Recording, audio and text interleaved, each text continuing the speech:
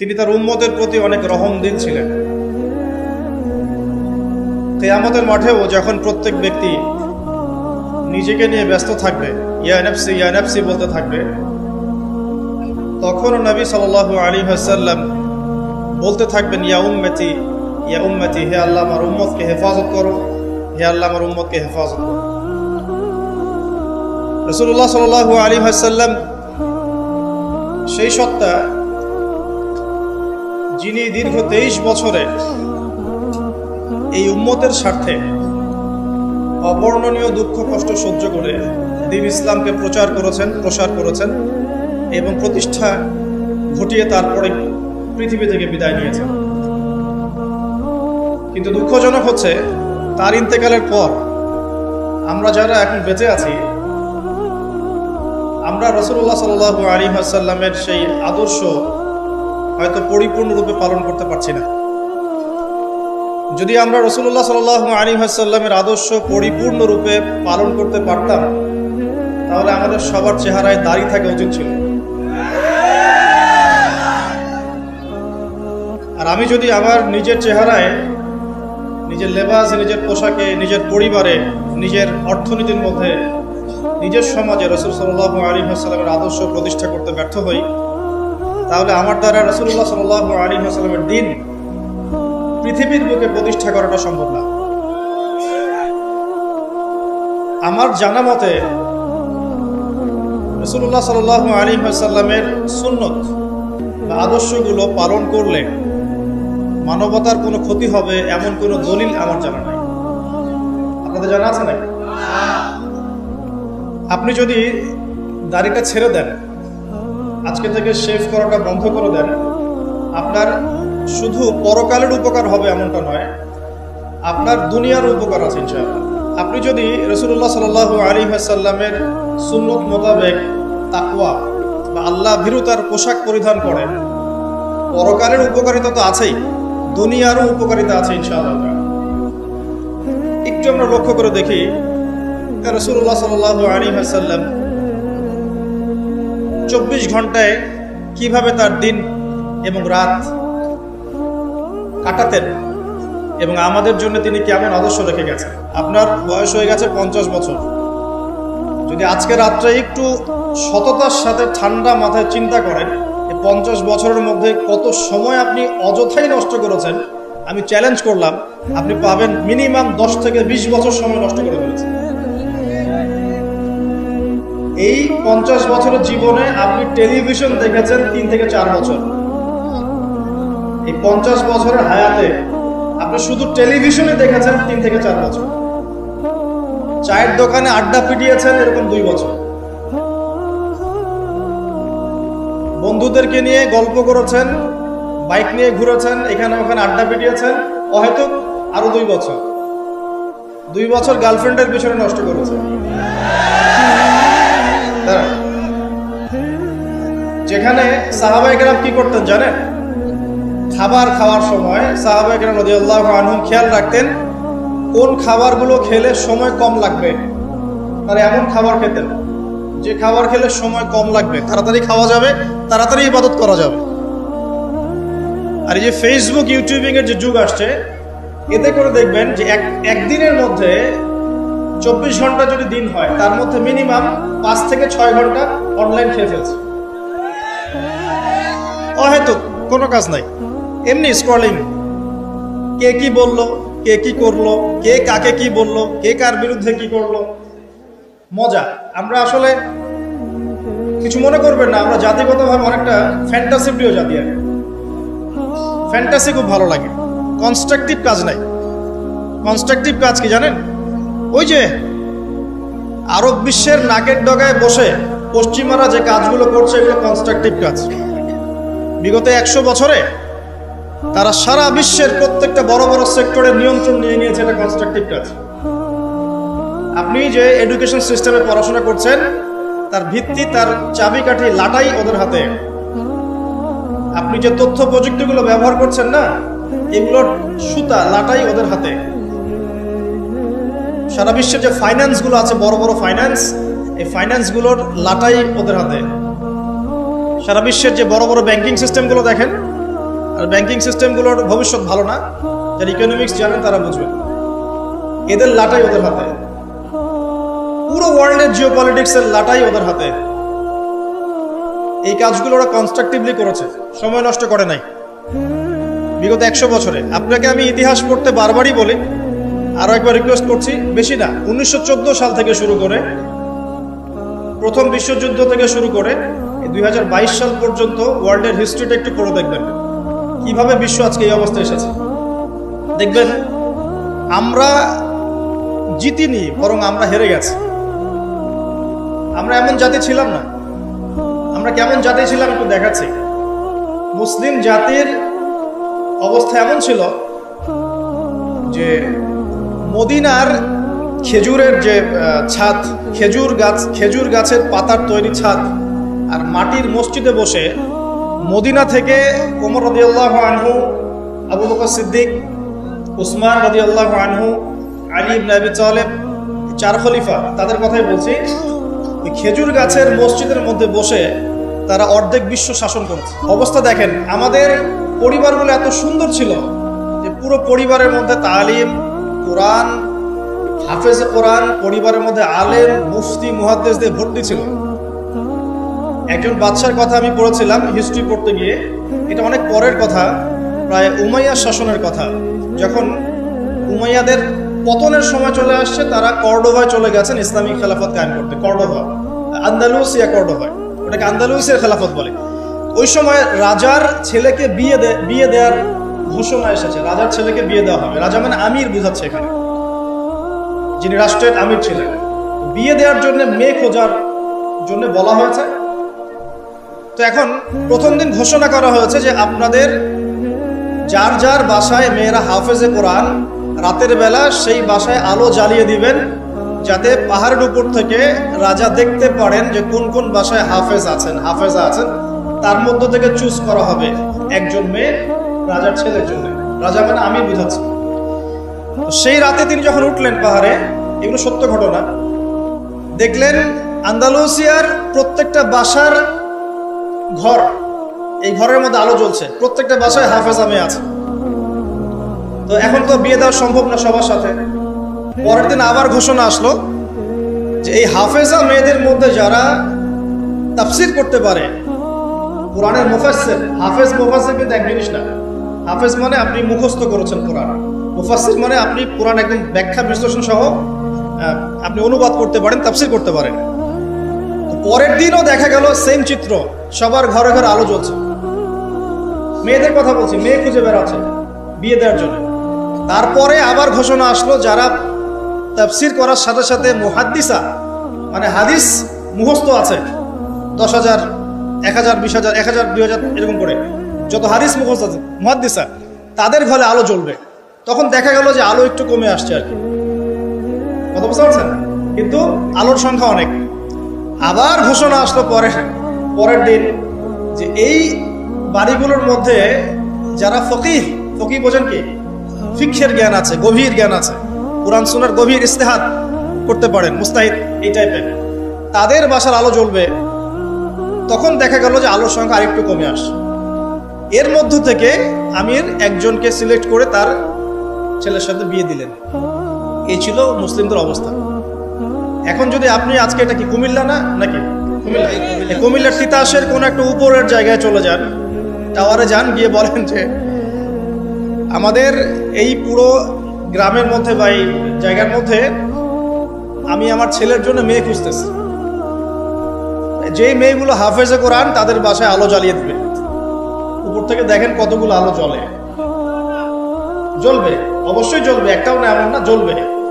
কিন্তু যদি আরো বড় চ্যালেঞ্জ দেন যে হাফেজার সাথে সাথে কারা তাফসির করতে পারে, কারা মুহাদ্দিসা, খাস পর্দা মেনে চলে, তাদের বাসায় আলো জ্বালাবে, দেখবেন আলোর সংখ্যা খুব কমে আসবে।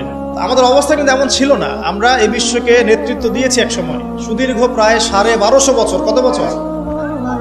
যে জাতি তার শেকড় চিনে না, যে জাতি তার ইতিহাস জানে না, তাদেরকে তো মোটিভেটেড করা খুব সহজ, ডিমোটিভেটেড করা সহজ। আমাদের তরুণ প্রজন্ম এখন ওয়ার্ল্ড কাপের হিস্ট্রি জানে, এই ব্রাজিল আর্জেন্টিনার হিস্ট্রি জানে, মেসি নেইমারের হিস্ট্রি জানে, দাঁড়ান দাঁড়ান, এগুলোর প্রয়োজন নাই, এটা কোনো প্রয়োজন নেই। আমাদের তরুণ প্রজন্ম এদের হিস্ট্রি জানে, নায়ক নায়িকাদের হিস্ট্রি জানে, গায়ক গায়িকার হিস্ট্রি জানে। ওই যে পতিতা, যেটা আধুনিক পতিতা আর কি, এটা সরাসরি পতিতা ভিত্তিতে জড়িত না থাকলেও মানুষকে উৎসাহিত করে, উদ্বুদ্ধ করে, অশ্লীলতার ফেরিওয়ালা, তাদের হিস্ট্রি জানে। বলিউড হলিউডের হিস্ট্রি জানে। আমাদের তরুণ প্রজন্ম সব জানে এগুলা, cricket, football, everything. Bollywood Hollywood, বিশ্বকাপ আসলে তো কথাই নাই। কিন্তু আমাদের তরুণ প্রজন্ম আমাদের শেকড় জানে না। কয়জন তরুণ জানে যে আমরা এমন একটা জাতি ছিলাম যারা সারা বিশ্বকে নেতৃত্ব দিয়েছি? নেতৃত্ব দেওয়া ডিফারেন্ট জিনিস, মানে সারা বিশ্বের কোনো কিছুই আমাদের পারমিশন ছাড়া হতো না, এমন একটা অবস্থা ছিল। বিশ্বের কোনো জায়গায় কোনো মুসলিমকে আঘাত করবে, অন্যায়ভাবে তাকে মেরে ফেলবে বা টর্চার করবে, এই সাহস কারো ছিল না। এমন যুগ ছিল। মুসলিম পুরুষের কথা বাদ দেন, মুসলিম কোনো নারীর দিকে চোখ তুলে তাকাবে বা তার ইজ্জত হরণ করবে এমন ক্ষমতাও কারো ছিল না। এটাকে রূপকথার গল্প মনে হচ্ছে না এখন? বিগত 100 বছরে এই পরিস্থিতি দেখে মনে হচ্ছে এমনও কি সময় ছিল? হ্যাঁ, এমন সময় ছিল। এই তো বেশি দিন আগের কথা নয়। ঘরে ঘরে হাফেজ ছিল, ঘরে ঘরে হাফেজ, ঘরে ঘরে আলেম, ঘরে ঘরে মুফতি মুহাদ্দিস ভর্তি। শুধু তাই নয়, বিজ্ঞানী দিয়ে ভর্তি, ফিলোসফার দার্শনিক দিয়ে ভর্তি, অ্যাস্ট্রোনমিস্ট দিয়ে ভর্তি, জ্যোতির্বিদ্যায় পারদর্শী, বায়োলজিতে পারদর্শী, কেমিস্ট্রিতে পারদর্শী, এরকম ঘরে ঘরে ছিল। বর্তমান বিশ্বের যে শিক্ষা সেক্টরগুলো আছে, প্রত্যেকটা সেক্টরের ভিত্তি মুসলিমরা দিয়ে দিয়েছে বিশ্বকে, জানেন? এই যে অর্থনীতি নিয়ে আমরা এত বাড়াবাড়ি করি না, সবচেয়ে সেরা অর্থনীতি শিখিয়েছেন ইউসুফ আলাইহিস সালাম। কে শিখিয়েছেন? সূরা ইউসুফ পড়ে দেখেন। আমরা সূরা ইউসুফ এর নাম শুনলে মনে করি ইউসুফ মানে ইউসুফ জুলেখা, ইউসুফ জুলেখা, তাই না? মাথায় চলে আসে ইউসুফ আর জুলেখা। ইউসুফ আলাইহিস সালাম কি ছিলেন? খুব সুন্দর দেখতে ছিলেন, এতটুকু জানি আমি। ইউসুফ আলাইহিস সালামের বাহ্যিক সৌন্দর্যের চাইতে তার চরিত্রের সৌন্দর্য আরো অনেক বেশি ছিল। তাকে রাজার স্ত্রী অফার করছে ভালোবাসার, প্রেম বিনিময়ের, দরজা লাগিয়ে দিচ্ছে, আর তিনি বলছেন মাআযাল্লাহ, আমি আল্লাহকে ভয় করি। তার চরিত্রের সৌন্দর্য দেখেন। খালি আমরা রূপের সৌন্দর্যের কথা বলি, তাই না? ইউসুফ আলাইহিস সালাম যখন কারাগারে, কেন কারাগারে পাঠিয়েছে? বিনা অপরাধে। বিনা অপরাধেও মানুষ কারাগারে যায়। কারাগারে যারা যায় তারা সবাই যে অপরাধী এমনটা নয়। বিনা অপরাধেও মানুষ কারাগারে যায়। দাঁড়ান, ইউসুফ আলাইহিস সালাম কেন গেলেন? তাকে অপবাদ দেওয়া হয়েছে, জেনার অপবাদ। নাউযুবিল্লাহ। 1 দিন 2 দিন না, 7 দিন 10 দিন না, 12টা বছর তিনি কারাগারে। কত বছর? 12 বছর।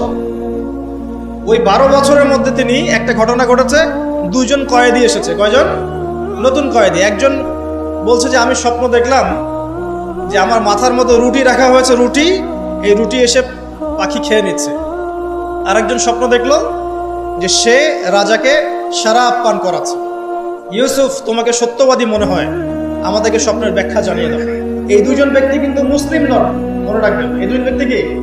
অমুসলিম, কিন্তু মুসলিম নন। দেখেন, অমুসলিম ব্যক্তির স্বপ্ন সত্য হতে পারে। দলিল, অমুসলিম ব্যক্তির স্বপ্ন কি হতে পারে? সত্য হতে পারে। ইউসুফ আলাইহিস সালাম ব্যাখ্যা করে দিলেন যে শরাব পান করাচ্ছে সে অচিরে ছাড়া পেয়ে যাবে এবং সে রাজাকে শরাব পান করাবে, রাজার ঘনিষ্ঠ হয়ে যাবে। আর যার মাথার থেকে রুটি খেয়ে নেওয়া হচ্ছে তাকে শুলদণ্ড দেওয়া হবে, তার মগজ খেয়ে ফেলবে পাখি। তাই হলো। আর ইউসুফ আলাইহিস সালাম এই ব্যক্তিকে বলে দিলেন, যার ব্যাপারে তার ধারণা হলো যে এই ব্যক্তি নাজাত পাবে। ইউসুফ আলাইহিস সালাম এই কথা বললেন এবং যার ব্যাপারে তার ধারণা হলো যে এই ব্যক্তিকে ছাড়া পাবে সেই ব্যক্তি, তাকে বললেন, তুমি যখন রাজার কাছে যাবে তখন আমার কথা স্মরণ করো, যে আমি তোমাকে এই কথাটা বলেছিলাম, রাজার সামনে স্মরণ করো। তো ইউসুফ আলাইহিস সালাম এখানে বন্দী, তারা ছাড়া পেয়ে গেলেন। এবার যখন এই ব্যক্তি রাজার কাছে গেলেন, রাজা আবার একটা স্বপ্ন দেখলো। কি স্বপ্ন দেখলো? সূরা ইউসুফের মধ্যে বলা আছে, পড়ে দেখবেন। রাজা স্বপ্ন দেখছে যে 7টা চিকন গাভী 7টা মোটা তাজা গাভীকে খেয়ে ফেলছে। ঠিক আছে? আর উনি শীষ স্বপ্ন দেখলেন, শীষ, ধানের শীষ, এই টাইপের কিছু। এই স্বপ্নটা তার কাছে অদ্ভুত মনে হলো, 7টা জীর্ণ শীর্ণ গাভী 7টা মোটা তাজা গাভীকে কেমন করে খেয়ে ফেলতে পারে। তিনি খুব টেনশনে পড়ে গেলেন। রাজ্যের সব জ্ঞানী গুণী লোকদেরকে ডাকলেন, এর ব্যাখ্যা কি হবে, এর ব্যাখ্যা কি হবে, কেউ বলতে পারছে না। তখন এই ব্যক্তি যে ছাড়া পেয়ে এসেছে তার মনে হলো যে হ্যাঁ, ইউসুফ নামে একজন ব্যক্তি আছে, সে আমাকে স্বপ্নের ব্যাখ্যা বলেছিল, হয়তোবা সেই স্বপ্নের ব্যাখ্যাটা বলতে পারবে। সে চলে গেল জেলখানায়, সেখান থেকে ইউসুফকে গিয়ে বলল, ইউসুফ, তোমাকে আমরা সত্যবাদী পেয়েছি, তোমাকে আমরা সত্যবাদী পেয়েছি, এই স্বপ্নের ব্যাখ্যা কি হবে, রাজার স্বপ্নের ব্যাখ্যা।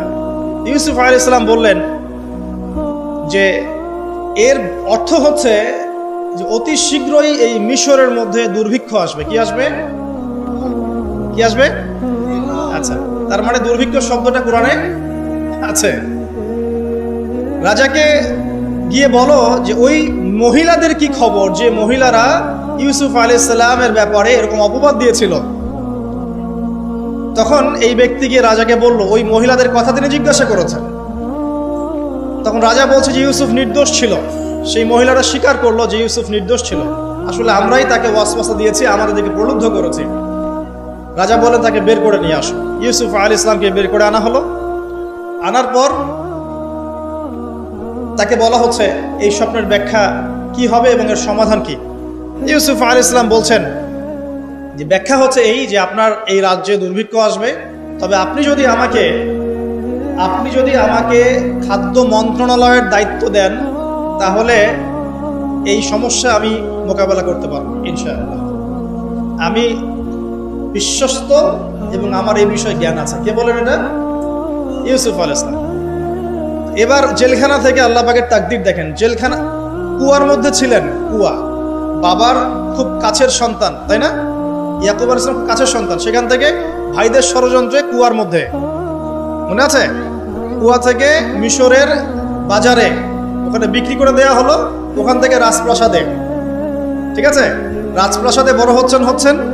এরপর এই যে মেয়েদের ঘটনা, তারপর জেনার মিথ্যা অপবাদ, 12 বছর কারাগারে। তারপর সেখান থেকে আল্লাহ রাব্বুল আলামিন বের করে নিয়ে আসলেন কোথায়? মিশরের খাদ্যমন্ত্রী। তাকদীর, ভাগ্য। কিভাবে বুঝাবো আল্লাহ পাকের পরিকল্পনা কত বিশাল। যখন ইউসুফ আলাইহিস সালাম জেলখানায়, তখন কি কেউ ভেবেছিল যে এই ব্যক্তির দ্বারা মিশরের লক্ষ লক্ষ মানুষের দুর্ভিক্ষের কবল থেকে সে বাঁচবে? এই ব্যক্তির দ্বারাই কেউ ভাবে নাই, আল্লাহ পাক লিখে রেখেছিলেন। এই কারণেই একটা রিকোয়েস্ট করবো এখানে, যে জীবনে চড়াই উতরে আসবে আপনার আমার সবারই, কোন অবস্থায় আল্লাহর প্রতি ভরসা হারাবেন না। আল্লাহ রাব্বুল আলামিন আপনার ব্যাপারে পরিকল্পনা করে রেখেছেন। আপনার মনের মধ্যে যদি সততা থাকে, অনেস্ট একটা মন থাকে, ইনশাআল্লাহ আপনি দুনিয়াতেও সফল হবেন, পরকালে সফল হবেন। আপনি যদি সৎ হন, মনের থেকে যদি আপনি সৎ হন, আল্লাহর কাছে আপনি সৎ হন, সারা দুনিয়া মিলে আপনার কোনো ক্ষতি করতে পারবে না। আর আপনি যদি অসৎ হন, মনের মধ্যে অসততা থাকে, দুনিয়ার মানুষ বাহবা দিলেও একদিন ধরা খাবেন ইনশাআল্লাহ। এটা বাস্তব, এর বাইরে যাবে না ইনশাআল্লাহ। দেখেন, ইউসুফ আলাইহিস সালাম দায়িত্ব চাচ্ছেন, আমাকে দায়িত্ব দেন, আমি এই বিষয়টা ভালো বুঝি। আল্লাহ পাক তাকে এই যে খাদ্য মন্ত্রণালয় নিয়ে আসলেন। ইউসুফ আলাইহিস সালামের হাতে পরবর্তীতে দুর্ভিক্ষের কবল থেকে পুরো মিশরবাসী বেঁচে গেল এবং লক্ষ লক্ষ মানুষের জীবন বেঁচে গেল, আলহামদুলিল্লাহ। তাহলে অর্থনীতির মূল মন্ত্র শিক্ষা পেলাম না? কোরআনে আছে না? এখনো সামনে আমরা এই শব্দগুলো শুনতে পারছি না? সমাধান পেতে হলে কোরআনে আসতে হবে। সমাধান পেতে চান, কোরআনে আসতে হবে। যদি না আসেন, এটা আপনার ইখতিয়ার, পরবর্তীতে ফলাফল আমাদেরকে ভোগ করতে হবে। আল্লাহ পাক আমাদের সবাইকে কোরআন এবং সুন্নাহ মাফিক জীবন গড়ার তৌফিক দান করুন। একটা খালি পয়েন্ট বললাম, দেখেন, ইকোনমিক্সের দুরবস্থা দূর করারও ফর্মুলা কোরআনে পাওয়া গেছে। আগেকার মুসলিমদের অবস্থা বলছি, জ্যোতির্বিজ্ঞান নিয়ে অনেক কথা হয় না, এই গ্রহে নাসাই পাঠাচ্ছে, সেই পাঠাচ্ছে। ভালো করে পড়ে দেখবেন, জ্যোতির্বিজ্ঞানের মূল নীতিগুলো, সূত্রগুলো দিয়েছে মুসলিমরা। মেডিকেল সায়েন্সে অনেক কথা হয়, মেডিকেল সায়েন্স এগিয়ে যাচ্ছে, মেডিকেল সায়েন্সের মূল নীতিগুলো দিয়েছে মুসলিমরা। এই কেমিস্ট্রি তোমরা পড়ো, পর্যায় সারণে মূলনীতি দিয়েছে মুসলিমরা। এই যে আমরা যে ল্যাপটপ চালাই, ইন্টারনেট চালাই, হ্যাঁ, ডিজিটাল যত কিছু চালাই, এর জন্য প্রয়োজন হচ্ছে অ্যালগোরিদম। কিসের? অ্যালগোরিদম। এই অ্যালগোরিদম আবিষ্কার করেছে মুসলিমরা। এই অ্যালগোরিদম যদি আপনি ল্যাপটপ চালাতে পারতেন না, কিছুই করতে পারতেন না। এর বেস দিয়েছে কে? মুসলিমরা। এই যে ম্যাথামেটিক্স নিয়ে এত খবর করি, ম্যাথামেটিক্স, তাই না? এর বেসও মুসলিমদের থেকে এসেছে। আপনারা কি জাবর ইবনে হাইয়ানের নাম শুনেছেন? আচ্ছা, বাদ দেন তার কথা। আপনারা কি ইমাম রাজির নাম শুনেছেন? আচ্ছা, ফিলোসফি, দর্শন এর মূলনীতি দিয়েছেন তিনি। অনেক। ইবনে সিনার নাম শুনেছেন? চিকিৎসা বিজ্ঞান পুরো ভিত্তি দিয়েছেন তিনি। আর এই যে পলিটিক্যাল সিস্টেম, যেটা আমরা ওয়ার্ল্ড পলিটিক্স যেটা আমরা বলি, এর ভিত্তি দিয়েছেন কে জানেন? উমর ইবনুল খাত্তাব রাদিয়াল্লাহু আনহু। কে দিয়েছেন? এই যে প্রশাসনিক ডিপার্টমেন্ট, সদর দপ্তর, এই মন্ত্রণালয়, সেই মন্ত্রণালয়, এটা স্টার্ট করেছিলেন কে জানেন? সর্বপ্রথম উমর রাদিয়াল্লাহু আনহু। আমরা অনেকে জানি না। আমি এটাই বলছিলাম আপনাদেরকে যে যে জাতি তার শেকড় চিনে না, তাকে ডিমোটিভেটেড করা খুব সহজ। আমরা যদি হিস্ট্রি পড়া শুরু করি, ইতিহাস পড়ি, কোরআন সুন্নাহর পাশাপাশি আমরা দেখব বিশ্বের প্রত্যেকটা বড় বড় সেক্টরের মূল নীতি স্থাপন করে গেছে কারা? মুসলিমরা। তাহলে এখন কেন আমরা এই জায়গায় আসলাম? কি কারণ? আমি একটু কারণটা বলি আপনাদেরকে। মন খারাপ করছেন কি? নিজেদের চেহারাটা আয়নায় দেখতে হয়।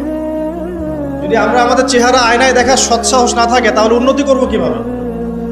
নাকি প্রশংসা থাকবে? আমরা সেই জাতি, আমরা বীরের জাতি। সারা বিশ্বে বীরত্বের সাথে লড়াই করে ইসলাম প্রতিষ্ঠা করেছে কারা? আমরাই। এই যে ভারতবর্ষে ইসলাম পাচ্ছেন, ভারতবর্ষে ইসলাম ঢুকেছে একটা ঘটনাকে কেন্দ্র করে। কি ঘটনা? একজন মুসলিম নারীর ইজ্জতের উপর হামলা চালিয়েছিল একজন লম্পট রাজা।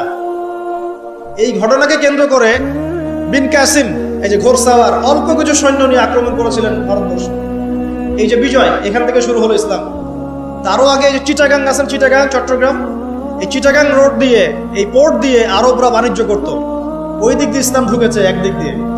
আবার সুফি পীর মাশায়েখরা ছিলেন, তারা এখানে ইসলাম প্রচার করেছেন। তিনভাবে ইসলাম ঢুকেছে উপমহাদেশে। ইসলাম পেতেন না এগুলো। দেখুন কেন হলো এই অবস্থা। বিকজ ওই সময়ে একটা মুসলিম পরিবারের মধ্যে কোরআনের হাফেজ থাকতো। পাওয়া যায় এখন সব পরিবারে? রেয়ার। আমরা মনে করি যার ব্রেন সবচেয়ে খারাপ ওকে হাফেজি মাদ্রাসা দেওয়া লাগবে, আর যার ব্রেন খুব ভালো ওকে আমরা দিব ইঞ্জিনিয়ারিং, ডক্টর। আমরা শিক্ষাটাকে ভাগ করে ফেলেছি। একটা হচ্ছে দুনিয়ার শিক্ষা, একটা হলো আখিরাতের শিক্ষা, তাই না? অথচ শিক্ষা তাকেই বলে যে আমার দুনিয়াও দিবে, আখিরাতও দিবে। এর নাম শিক্ষা। আর এই শিক্ষা কোথায় আছে? কোরআন সুন্নায় নাই। কোরআন সুন্নাহ শেখার পরে যদি আমি ডক্টর হই, ইঞ্জিনিয়ার হই, কোনো সমস্যা আছে? কোনো সমস্যা নাই। আমরা এটাকে ভাগ করে ফেলেছি। আমরা অর্থনীতিও ভাগ করে ফেলেছি। মসজিদে আমি পাক্কা মুসল্লি, দেখবেন মসজিদে মাশাআল্লাহ পাক্কা মুসল্লি, নামাজে পড়তে পড়তে একদম সেজদার দাগ পড়ে গেছে। যেই ব্যবসা করতে গেল মাপে কম, যেই ব্যবসা করতে গেল দেখবেন যে মজুদদারি, যেই ব্যবসা করতে গেল ওই যে স্টক করতেছে অন্যায়ভাবে, কৃত্রিম সংকট তৈরি করতেছে। যেই চাকরি করতে গেল ঘুষ, যেই আপনার ডিল করতে যাচ্ছে ইকোনমিক সেক্টরে সুদ। তো অর্থনৈতিক জীবনটাকে আলাদা করে ফেললাম। ওইটা দুনিয়ার জীবন, এটা হচ্ছে আমার পরকালের জীবন। ভাবখানে এমন। আমাদের আকীদা চেঞ্জ করতে হবে তো। অর্থনৈতিক জীবন কি ইসলাম থেকে আলাদা নাকি? আপনি 5 ওয়াক্ত নামাজ পড়ছেন আলহামদুলিল্লাহ, এখন যদি সুদ খান তাহলে কি পার পাবেন? তাহলে অর্থনীতি ইসলামের সাথে সম্পৃক্ত না। সহজ কথাটা বোঝাতে পারি না। ইভেন আমরা যদি অন্যদের সাথে ডিল করতে চাই বিশ্বে, তখনও ইসলাম ফলো করতে হবে, আদারওয়াইজ সমস্যা আছে। এমন তন্ত্র মন্ত্র মতবাদের চর্চাও করা যাবে না যে মতবাদগুলো কোরআন সুন্নাহর সরাসরি বিরোধী। করা যাবে? করা যাবে না। তো আমাদের জীবনটা পরিপূর্ণটাই ইসলাম, পূর্ণাঙ্গটাই ইসলাম। এখানে আংশিকতা সুযোগ নাই। আল্লাহ এই কথাটা বোঝার তৌফিক দান করেন। আজকের মাহফিলে একটা কথাও যদি নিয়ে যেতে পারেন, ইসলাম হচ্ছে একটা পরিপূর্ণ জীবন ব্যবস্থা।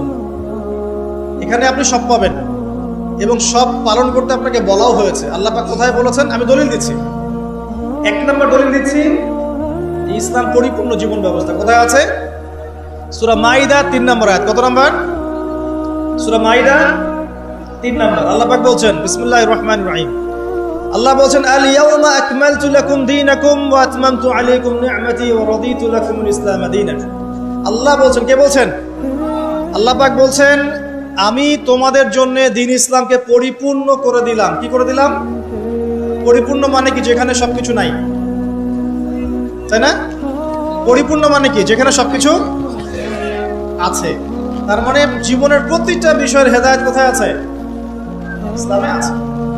ওয়াজমামতু আলাইকুম নি'মাতি, তোমাদের উপর আমার নিয়ামতকে পূর্ণতা দিলাম। রাদিতু লাকুমুল ইসলাম দীনান, তোমাদের উপর দ্বীন ইসলামকে মনোনীত করে আমি আল্লাহ সন্তুষ্ট হলাম। তো দ্বীন পরিপূর্ণ না? তার মানে ইসলাম পরিপূর্ণ কিনা? এখন এই ইসলাম আল্লাহর কাছে একমাত্র দিন, অন্য কোনো দিন চলবে? এটা যে একমাত্র দিন, তার দলিল কোথায়? দলিল আছে সূরা আলী ইমরানের 19 নম্বর আয়াতে। কত নম্বর?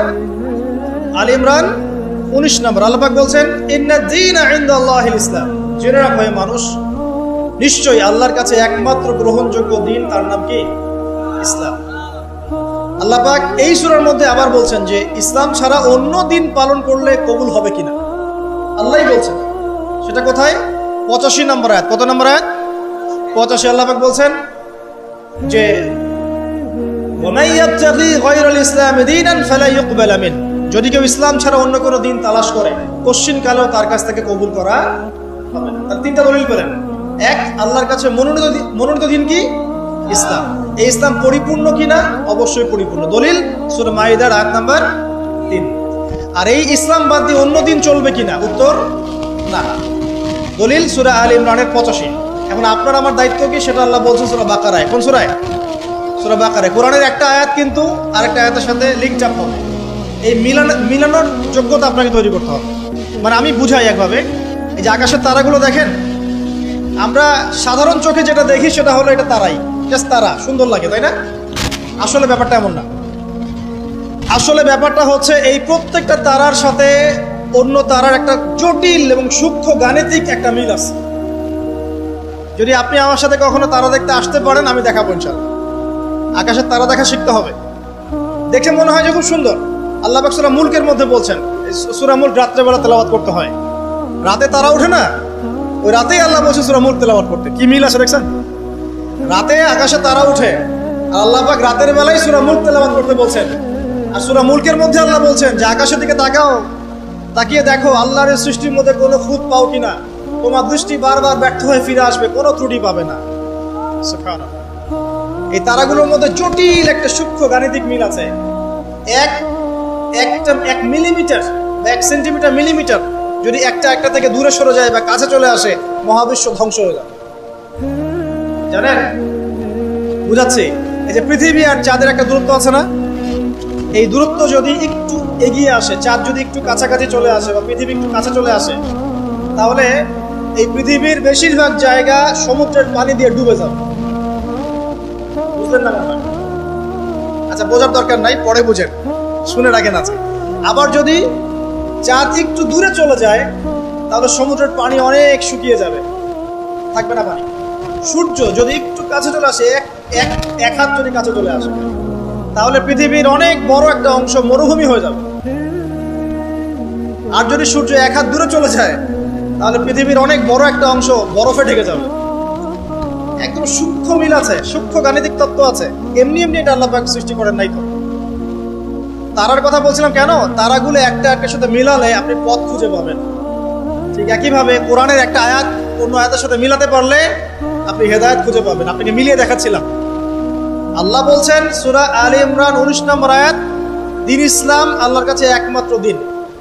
এই ইসলাম পরিপূর্ণ কিনা? আল্লাহ সূরা মাইদা 3-এ বলছেন হ্যাঁ পরিপূর্ণ। এই ইসলাম ছাড়া অন্য দিন চলবে কিনা? আবার আলী ইমরানের 85-তে গিয়ে বলছেন চলবে না। হ্যাঁ, এই ইসলামকে নিয়ে আমাদের কি করতে হবে? আল্লাহ এটা বলছেন সূরা বাকারায় গিয়ে। কি বলছেন? উদখুলু ফিস সিলমি কাফা, তোমরা পরিপূর্ণরূপে ইসলামে প্রবেশ করো। বুঝতে পারলেন? ইসলাম কেন্দ্রিক আমাদের দায়িত্ব কি? পরিপূর্ণরূপে ইসলামে প্রবেশ করে। এখন ভিত্তি কি? 2টা। তারাক্তু ফিকুম আমরাইন, 2টা বস্তু ছেড়ে গেলাম। নবীজি বলছেন লান তাদিল্লু মা তামাসসাকতুম বিহিমা, তোমরা কোনোদিন পথভ্রষ্ট হবে না যতদিন পর্যন্ত 2টাকে রেখে ধরে থাকবে। 1 নাম্বার কিতাব আল্লাহ, আল্লাহর কিতাব কোরআন। 2 নাম্বার সুন্নতে নবীহি, নবীর সুন্নাহ।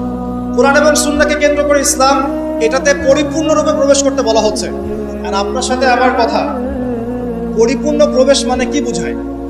আমি ইবাদত বন্দেগীর জীবনে পাক্কা মুসল্লি হব, অর্থনৈতিক জীবনে গিয়ে সুদ খাবো, আমি কি পরিপূর্ণ মুসলিম কিনা?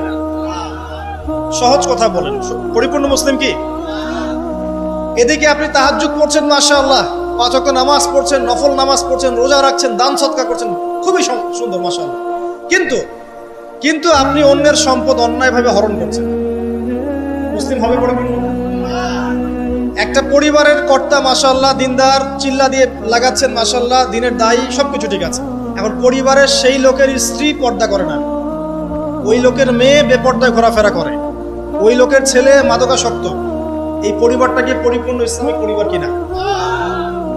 একইভাবে আমরা যারা টুকটাক জুমার নামাজ পড়তে আসি, হজ করি, ওমরা করি, 5 ওয়াক্ত নামাজ ঠিকঠাক মতো পড়ি না, কোরআন তেলাওয়াতের ফিকির নাই, দুনিয়া নিয়ে ব্যস্ত হয়ে আছি, পরকালের চিন্তা কম, তারাও কি পরিপূর্ণ মুসলিম কিনা?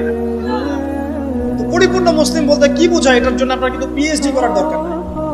আপনি বুঝতে পারছেন যে আপনার জীবনের প্রতিটা কাজ কোরআন এবং সুন্নাহ মাফিক হলেই আপনি পরিপূর্ণ মুসলিম, আলহামদুলিল্লাহ। এবং এই কাজটা করার জন্য আপনাকে কিন্তু কেউ বাধাও দিচ্ছে না, আপনি স্বাধীন, চাইলেই আপনি করতে পারেন। কেউ কি বাংলাদেশের প্রেক্ষাপটে কি ইসলাম পালন করতে কাউকে বাধা দেয়া হচ্ছে যে নামাজ পড়তে যাবেন না, দাড়ি রাখতে পারবা না, হ্যাঁ, তোমরা টাকলুর উপরে কাপড় তুলতে পারবা না, মেয়ে পর্দা করতে পারবে না? হ্যাঁ, ইনডাইরেক্টলি হয়তো কিছু কিছু মানুষ এরকম করছে হয়তোবা, কিন্তু ওদের সংখ্যা কিন্তু বেশি না, ওদের সংখ্যাও বেশি না, তাদের শক্তিও নাই। এটা জাস্ট একটা মুখের আস্ফালন মাত্র, আর কিচ্ছু না। কিন্তু বাংলার বেশিরভাগ তাওহীদি জনতা কি চায়? ইসলাম চায় না? চায়। তো আপনি যদি প্র্যাকটিস করেন, কেউ কি বাধা দিবে? ওয়াদা করেন আজকে থেকে 5 ওয়াক্ত নামাজ ছাড়বেন না, বেহুদা অহেতুক কোনো ফাহেসা কাজে সময় নষ্ট করবেন না, নিজের গায়ের মধ্যে সুন্নত নিয়ে চলে আসবেন, পারবেন না ইনশাল্লাহ? দাড়ি ছেড়ে দিবেন ইনশাল্লাহ, গোফ ছোট করে ফেলবেন, টাকনুর নিচে কাপড় থাকলে উঠিয়ে ফেলবেন, পারবেন না? যদি কোনো হারাম সম্পর্ক থাকে আজকেই তওবা করে ফিরে আসবেন। ফিরে আসার সময় আবার বললেন না যে আজকে শেষ কথা, তোমার সাথে আর কথা হবে না, এই কাজ করতে যায় না, তাহলে এই শেষ কথা আর শেষ হবে না, একদম ডিলেট, সাথে সাথে ডিলেট। যদি সুযোগ থাকে, অর্থনৈতিক সামর্থ্য আছে, পরিবারে গিয়ে বলবেন বা মেয়ের পরিবারে প্রস্তাব পাঠাবেন, যদি বিয়ে করার সুযোগ থাকে বিয়ে করে ফেলবেন। সুযোগ নাই, ডিসকানেক্টেড, কোনো দরকার নাই। এই নেক্সট সুরতে ধোকা খাবেন না, এটা নেক্সট সুরতে ধোকা। যখন একটা মানুষ জেনায় লিপ্ত থাকে তখন তার দোয়া আল্লাহ পর্যন্ত পৌঁছায় না। তো আর জেনা ছেড়ে দিলে পরে আপনার দোয়া ডাইরেক্ট আল্লাহর কাছে পৌঁছাবে ইনশাআল্লাহ। প্রমাণ নেবেন? দলিল দিচ্ছি, শোনেন। 3 ব্যক্তি, কয় ব্যক্তি? 3 ব্যক্তি চলছে পথ, হঠাৎ ঝড় এসেছে, একটা গুহার মধ্যে ঢুকেছে, গুহার মুখ বন্ধ হয়ে গেছে, একদম বন্ধ, বের হওয়ার কোনো জায়গা নেই। এটা সত্য ঘটনা, রাসূল সাল্লাল্লাহু আলাইহি সাল্লাম বলেছেন। এখন তারা বলছেন তো বের হওয়ার তো কোনো অপশন নাই, কিভাবে বের হবো আমরা? একজন বলছে তাহলে একটা কাজ করি, চলো আমাদের নেক আমলের ওসিলা করে আল্লাহর কাছে দোয়া করি। কিসের ওসিলা? আমরা এই যে দোয়া করার জন্য হুজুর ডাকি, তাই না? আসেন 40 এই যে 1 বছরই 3 দিন 7 দিন করি না, নিজের দোয়া নিজে করা শিখেন। আপনার কি চাওয়া সেটাকে আমি বুঝতে পারবো নাকি? এরপর একটা ঘটনা আছে, হুজুরকে ডেকেছে দোয়া করতে, হুজুর পুরো দোয়াটাই 1 বচনে করেছে, আল্লাহ আমাকে হেদায়েত দাও, আমাকে রিজিক দাও, আমাকে হেফাজত করো। আর মুসল্লি সব বলছে আমিন আমিন আমিন। দিন শেষে লাভ কার হলো? হুজুরের। জিলাপিও আমি পেলাম, দোয়া আমার কবুল হলো, সবই তো আমার হলো, এবং শেষে হাদিয়াওটা আমি পেলাম। এটা তো আপনাকে করতে হবে। তো এই 3 ব্যক্তি দোয়া করছে নিজের নেক আমলের ওসিলা দিয়ে দোয়া করলে দোয়া কবুল হয়। এখানে কি বলে দিব কোন কোন ক্ষেত্রে দোয়া করলে দোয়া কবুল হয়? শোনেন, আগে হালাল খাইতে হবে দোয়া কবুল হবে। দোয়া কবুল হওয়াতে হলে আগে হালাল খেতে হবে, হারাম খেলে দোয়া কবুল হবে না। আর আমরা এখন সুদের যুগে বাস করি না, সবাই সুদখোর হয়ে যাচ্ছে দিন দিন। আর সুদ যে এখন এত সূক্ষ্ম, আমি ইনশাল্লাহ আপনাদেরকে কোনো একটা পরিবেশে যেখানে আমি এডুকেটেড শ্রেণীর মানুষ পাবো ইনশাল্লাহ, সেখানে আমি শুধু অর্থনীতি নিয়ে কথা বলবো। এখানে আপনি বুঝতে পারবেন যে কত সূক্ষ্ম সুদ চলছে এখন, কত সূক্ষ্ম। এই যে ইলেকট্রনিক মানিগুলো আমরা ইউজ করছি না, এর মধ্যেও সুদ আছে, বুঝবেন না? একটা রাষ্ট্রকে তারা বাদ রাখে না সুদখোর বানাতে।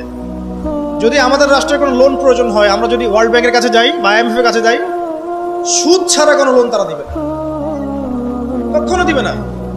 এবং এটা ফোর্সফুলি করবে তারা, সুদ ছাড়া আপনি বেরিয়ে হতে পারবেন না।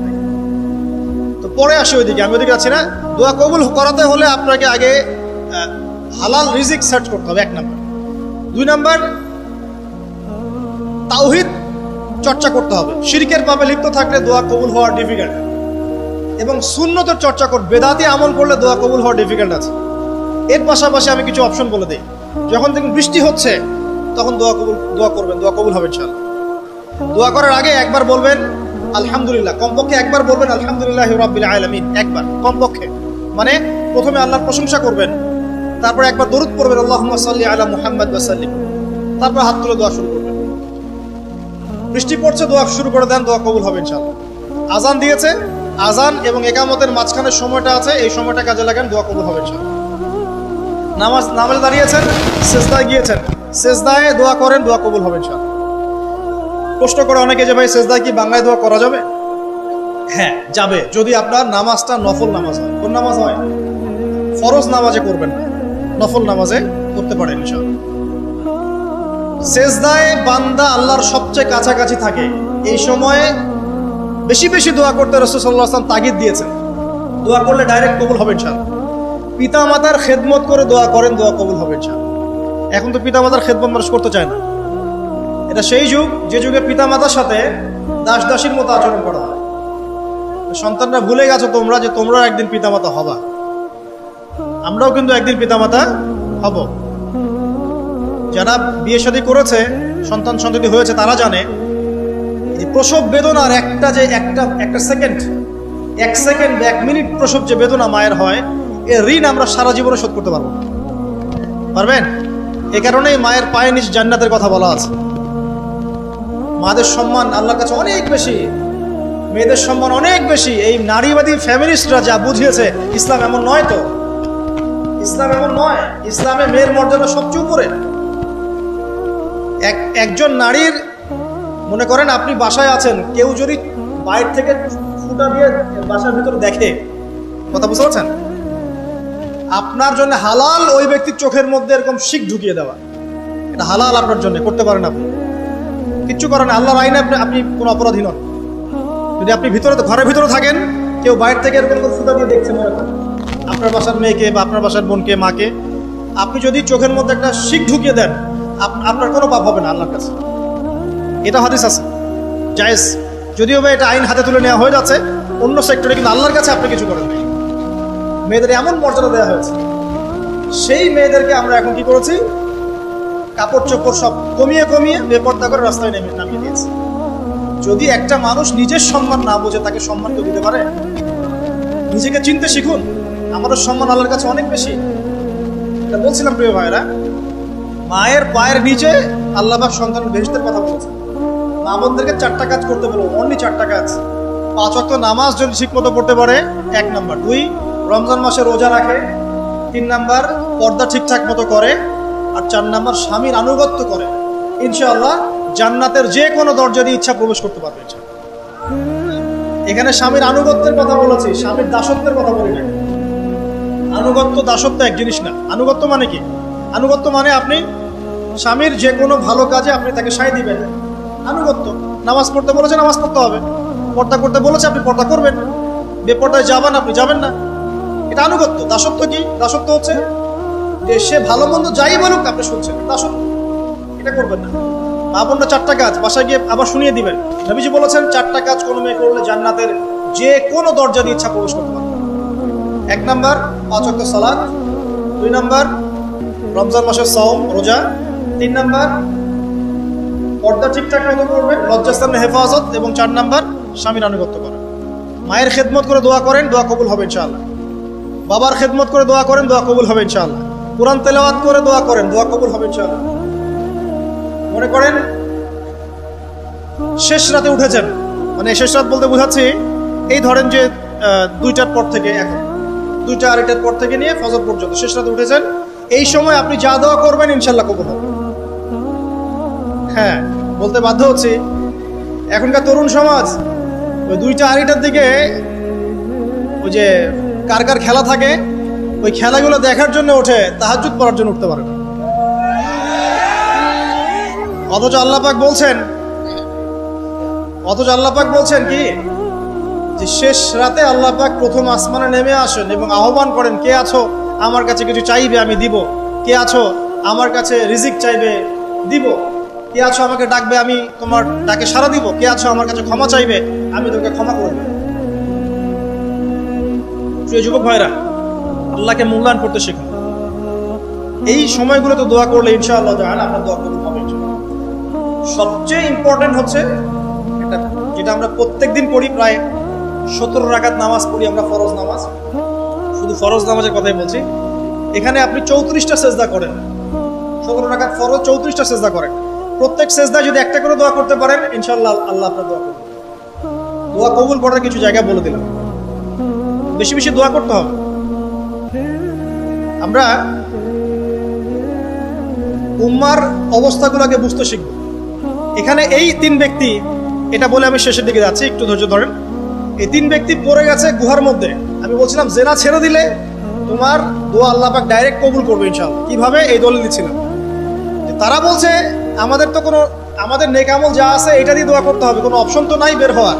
একজন বলছে যে আল্লাহ আমি আমার পিতা মাতার খেদমত করতাম, মাকে দুধ পান না করিয়ে কখনো দুধ পান করি নাই, আল্লাহ এই কাজটা যদি তোমার কাছে ভালো লেগে থাকে আজকে আমাকে এই বিপদ থেকে উদ্ধার করো। এই দোয়া করার সাথে সাথেই এই গুহা থেকে পাথরটা একটু সরে গেল। আর জড়বস্তু আল্লাহ পাকের হুকুম মানে, আল্লাহ পাকের হুকুম মানে না খালি 2টা শ্রেণীর মানুষ, এক হচ্ছে মানুষ আর একটা জিন জান। এই পুরো প্রকৃতি আল্লাহ পাকের হুকুম মেনে চলে। আর জড় বলতে আসলে কিছু নাই, যদি আমি বোঝানোর জন্য জড় বলেছি, আল্লাহ পাকের হুকুমে সবকিছু জীবন্ত। এই যে মাটিতে আমরা বসে আছি না এখন, এই মাটি কিয়ামতের মাঠে সাক্ষী দিবে যে এখানে মাহফিল হয়েছিল। হ্যাঁ, ওইখানে বসে তুমি টিকটক করেছো, লেকচার শুনো নাই ভালো করে। একটা মাহফিলে যাচ্ছিলাম, দেখলাম যে এখন স্টেজে উঠি নাই, ওই সুযোগে দেখলাম যুব সমাজ রাস্তার পাশে দাঁড়িয়ে সিগারেট খাচ্ছে, ব্রেক নিচ্ছে আর কি, চা সিগারেটের ব্রেক। হুজুর আসলে আলোচনা শুনবো। এখানে এসে যদি আমরা মানে কোরআন সুন্নাহর বাইরে কোনো কাজ করি, এই মাটি আবার সাক্ষী দিবে। এটা দলিল কোথায় আছে? সূরা জিলজাল পড়ে দেখবেন। সূরা জিলজালের মধ্যে দলিল আছে যে আল্লাহ পাকের হুকুমে এই জমিন কথা বলবে ইনশাআল্লাহ, আল্লাহ পাক হুকুম করবে। জি, তো একটু সরে গেল ওই পাথর। তারপরের ব্যক্তি দোয়া করছে, আল্লাহ আমার একজন কাজের লোক ছিল, সেই কাজের লোক কিছু টাকা পেত, টাকা না নিয়ে বেচারা চলে গেছে, আমি ওই টাকা দিয়ে কিছু পশু কিনেছি, এই পশুগুলো কিনে আমি পালন করেছি। অনেক দিন পর সেই ব্যক্তি এসেছে আমার টাকা দাও। তখন আমি বলেছিলাম যে এই যতগুলো পশু দেখছো সব তোমার। সেই লোক বলছে আমার সাথে কি ঠাট্টা করছো? বলছে না, ঠাট্টা করছি না, তোমার টাকা দিয়ে আমি পশু কিনেছিলাম, এই প্রজনন হতে হতে হতে আজকে এতগুলো হয়েছে, সব তোমার, নিয়ে যাও। আল্লাহ, কলিজা দেখেন, আসলে দান করার জন্য কলিজা লাগে, টাকা লাগে না। আল্লাহর পথে দান করার জন্যে কলিজা লাগে, টাকা লাগে না। আর কিছু মনে করবেন না, আমি বিভিন্ন মাহফিলে যাচ্ছি, একটা কমন দৃশ্য দেখি এই কালেকশনের। আমার জানা নাই যে এভাবে নাম লিখিয়ে কোনো কালেকশন নবীর যুগ থেকে হয়েছে, আমার জানা নেই। বরং কতটুক দিয়েছে এটা গোপন রাখলেই ভালো। কে দিয়েছে, কত দিয়েছে জানানোর কোনো দরকার নাই। দিয়েছে, নিয়ে চলে আসবেন, শেষ। আমরা কাকে সন্তুষ্ট করার জন্য দেই? আল্লাহ জানলেই তো যথেষ্ট। কি দরকার জনগণ জানতেই হবে আমি 5,000 টাকা দিয়েছি? এতে আমার লাভটা কি? নেকি উল্টারও কমে গেল। উল্টা 7 শ্রেণীর মানুষ, একটা হাদিস আছে, 7 শ্রেণীর মানুষ কিয়ামতের মাঠে আরশের ছায়া পাবে। কিসের ছায়া পাবে? আরশের ছায়া, যে ছায়া ছাড়া কোনো ছায়া থাকবে না। ওর মধ্যে এক শ্রেণী হচ্ছে ওই ব্যক্তি যে এত গোপনে দান করে, তার বাম হাত জানে না ডান হাত কি দান করছে। এই ব্যক্তি আরশের ছায়া পাবে ইনশাআল্লাহ। তো দুনিয়া যদি উদ্দেশ্য থাকে, নাম প্রকাশ করা, জাহির করার উদ্দেশ্য থাকে, বা যদি এমন হয় যে এখানে লৌকিকতা উদ্দেশ্য থাকে, নেকি নষ্ট হয়ে যেতে পারে, সুযোগ আছে, চান্স আছে। তো এই ট্রেডিশনগুলো বন্ধ করলে মনে হয় ভালো হয়। এটা আমার পরামর্শ, বাকি এটা বিবেচনা আপনাদের। আর এই ব্যক্তি বলছে আমি এই সব কিছু দান করে দিয়েছি। দেখেন, দান করতে কি লাগে? কলিজা লাগে, টাকা লাগে না কিন্তু। আসলে দান করতে কলিজা লাগে। অনেক রিক্সাওয়ালাকে দেখেছে আমরা, 100 টাকা দান করে দিল, মসজিদের জন্য দান চাচ্ছে, 100 টাকা দান করে দিল। আর অনেক দেখবেন বিত্তশালী, ঢাকা শহরে যাচ্ছি বনানী গুলশান দিয়ে, দান করতে চাইলে 2 টাকা দিচ্ছে, 5 টাকা দিচ্ছে। এমন হয় না? দান করতে কলিজা লাগে। আর একটা কথা মনে রাখবেন, আপনি যত দান করবেন আল্লাহ আপনাকে তত বেশি দিবেন। আল্লাহ পাকের খাজানা যে এত প্রচুর, আপনি দান করলে কমে যাবে এই চিন্তাই করবেন না কখন। তবে সবচেয়ে সেরা দান কোনটা জানেন? আপনার প্রয়োজন আছে এখন, এই প্রয়োজনের সময় দানটা হচ্ছে সেরা দান। এবং সবচেয়ে উত্তম খরচ কোনটা? সবচেয়ে উত্তম খরচ হচ্ছে আপনার পরিবারের পিছনে খরচ। আপনার পরিবারের পিছনে খরচটা আপনার সবচেয়ে শ্রেষ্ঠ খরচ। আর দান করে মধ্যম পন্থায়, এমন হবে না যে নিঃস্ব হয়ে গেলেন দান করে একদম, আবার এমন না যে কৃপণতা প্রদর্শন হচ্ছে, এমনও না। মধ্যম পন্থায় দান খয়রাত করবে ইনশাআল্লাহ। আর কিয়ামতের মাঠে মানুষ তার দানের ছায়ায় থাকবে ইনশাআল্লাহ। যে যত দান করবে ওই ছায়ার নিচে সে থাকবে। এই ব্যক্তি সব দান করে দিয়েছিল, যাও সব গরু ছাগল তোমার। তৃতীয় ব্যক্তি, পাথর সরে গেল একটু, তৃতীয় ব্যক্তি, যুবক তোমাকে বলছি ভাই, তৃতীয় ব্যক্তি আল্লাহর কাছে বলছে, আল্লাহ আমার একজন সুন্দরী চাচাতো বোন ছিল, আছে না তোমাদের কাজিন, এবং তাকে আমি খুব ভালোবাসতাম। ওই যে এখন বয়ফ্রেন্ড গার্লফ্রেন্ড ফ্রি মিক্সিং, যেটা খুব ভালোবাসতাম, তো তাকে আমি পেতে চাইতাম, তাই আমি তাকে অফার করি। সে বলে যে না, আমাকে 100 স্বর্ণ মুদ্রা না দিলে আমি রাজি না। 100 স্বর্ণ মুদ্রা। এই মেয়ের অবশ্য অনেক ডিমান্ড ছিল, তাহলে বোঝা গেল 100 স্বর্ণ মুদ্রা মানে অনেক। জানেন এখন তো দেখা যায় 1500 টাকা 2000 টাকা দিয়ে মেয়ে তার ইজ্জত বিক্রি করে ফেলছে। 100 স্বর্ণ মুদ্রা, আর কাউকে কিছু দেওয়াই লাগে না, এমনি বিক্রি করে ফেলে। কত প্রশ্ন, কত যে প্রশ্ন আসে আমাদের কাছে যে ভাই বা হুজুর বা ভাইয়া উস্তাদ, কত জীবনে এক পর্যায়ে ভুল করেছি, এরকম জেনায় লিপ্ত হয়ে গিয়েছিলাম, প্রেম করেছি, ইত্যাদি। আমি কি করবো, আমার কি ভালো হওয়ার রাস্তা আছে কিনা, বা আমি তওবা করে ফিরে আসছি, আমি কি এখন বিয়ে করতে পারবো কিনা? প্রশ্নের শেষ নাই। বেশিরভাগ প্রশ্ন এরকমই আসে এখন। আরেকটা বেশি প্রশ্ন আসে, ভাই উস্তাদ হুজুর আমার স্বামী পরকীয়া আসক্ত, আমাকে দেখে না, এই হয় সে, এইগুলো প্রশ্ন বেশি। পারিবারিক জেনা কেন্দ্রিক যত প্রশ্ন আসে, অন্য কোনো কেন্দ্রিক প্রশ্ন হয়তো আসে। মানে এই যুগটা কি হয়েছে, মানে মানুষকে জেনা উন্মুক্ত করে দিয়েছে একেবারে। একদম স্কুল লাইফ থেকে শুরু হবে বয়ফ্রেন্ড গার্লফ্রেন্ড ফ্রি মিক্সিং, এই বন্ধু পড়তে জেনা হয়ে যায়। কলেজ লাইফে গিয়ে আরো বড় জেনা। ইউনিভার্সিটিতে গেলে তো আর কোনো পাত্তাই নাই। ইউনিভার্সিটির খুব কম ছেলে পাবেন সিগারেট খায় না, এবং খুব কম ছেলে মেয়ে পাবেন যারা এই অবৈধ প্রেম করছে না, খুব কম। এটাকে আমরা প্রমোট করছি আবার। বিশ্বাস করেন শুধুমাত্র সরাসরি সেক্সুয়াল সম্পর্কটাই জেনা নয়, এই মিক্সিংটাও জেনা আল্লাহ পাক বলেছেন।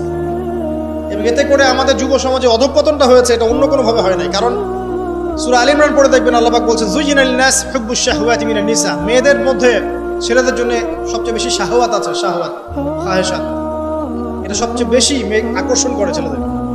সমাজের কাঠামো ভেঙে যাচ্ছে তো, আমরা তো বাইরে ভালো মানুষের লেবাস পরে আছি, দেখবেন বহু পরিবারে পরকীয়া চলছে, জানেন না, ভিতরে। আমরা তো লজ্জা এগুলো বলি না, চোখ লজ্জায় বলি না, চলছে এগুলো কমন হয়ে গেছে। যে ফ্যাশন শোর নামে, বিউটি কন্টেস্টের নামে, এই সেই, মানে অশ্লীলতাকে প্রমোট করা হচ্ছে চতুর্দিক থেকে। রেপ ধর্ষণ দিন বাড়ছে, বাচ্চা কাচ্চা, ছোট বাচ্চা মেয়ে পর্যন্ত রেহাই পাচ্ছে না। এই কয়েকদিন আগে একটা মেয়েকে কত পিস করে ভাসিয়ে দিয়েছে একেবারে, দেখেন নাই? কোথায় আছেন? সমাজটা কোথায় গেছে? আমরা ভালো মানুষের মুখোশ পরে বসে আছি। একটা মাহফিল করে কি সব হবে? কনস্ট্রাকটিভ কাজ করতে হবে। তারুণ্যের এই শক্তিটাকে আল্লাহর জমিনে দিনের প্রচার প্রসার প্রতিষ্ঠার কাছে ব্যয় করতে হবে। যতক্ষণ পর্যন্ত আমরা এরকম ভালো মানুষের লেবাস সাজে বসে থাকবো না, আমার ঘরেও ফেতনা ঢুকে আসবে, টের পাবেন না। যখন ফেতনা ছড়িয়ে পড়ে ওটাকে দমন করতে হয়। দমন না করলে ওইটা আমার ঘরেও ঢুকবে তো একসময়। আমি একা ভালো থাকতে পারবো না তো। আরে দমন করার ক্ষমতা আল্লাহ পাক যাদেরকে দিয়েছেন তাদের উপর অবশ্য ওয়াজিব হয়ে গেছে এগুলো দমন করা। এখন তাদের উপর একটা ফরজ ওয়াজিব হয়ে গেছে দমন করা এগুলো, নাহলে আল্লাহ পাক কঠিন শাস্তির সম্মুখীন